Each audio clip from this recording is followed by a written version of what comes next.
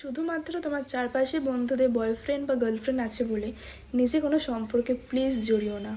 কারণ আমি আমার স্কুল লাইফে অনেক বন্ধুদেরকে দেখেছি যারা ট্রেন্ডে চক্করে অনেক রিলেশনশিপে জড়িয়েছিল, আজকে তাদের অবস্থা অনেকটাই খারাপ। তাই আমি এটা সাজেস্ট করব তোমাদেরকে দিদি হিসেবে যে প্লিজ যতক্ষণ না ঠিকঠাক মানুষ পাচ্ছ কোনো রকম কোনো রিলেশনশিপে জড়াবে না। ভগবান সবার জন্য একজন কাউকে না কাউকে বানিয়েছেন, সেটার জন্য ওয়েট করো।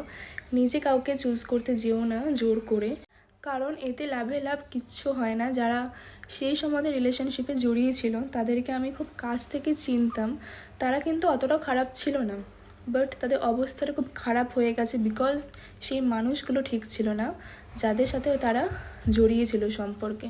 তাই কোনো রিলেশনশিপে যাওয়ার আগে সেই মানুষটা কেমন বা সে কীরকম আসলে ভিতর থেকে মানুষ সেটা আগে চেনা দরকার। শুধুমাত্র আমি রিলেশনশিপে আছি এইটা বোঝানোর জন্য কাউকে চুজ করো না, শুধুমাত্র ফটো আপলোড করার জন্য কাউকে চুজ করো না। সেই মানুষটা ঠিক না হলে শান্ত থাকো, চুপ থাকো, ঘরে থাকো, তাও ভালো, বাট কোনো ভুল মানুষকে লাইফে এন্ট্রি দিও না। লাইফে ভুল করো না, ভালো থাকো, সুস্থ থাকো, শান্তিতে থাকো, নিজের লাইফে ভালো থাকো, এটাই ইম্পর্টেন্ট।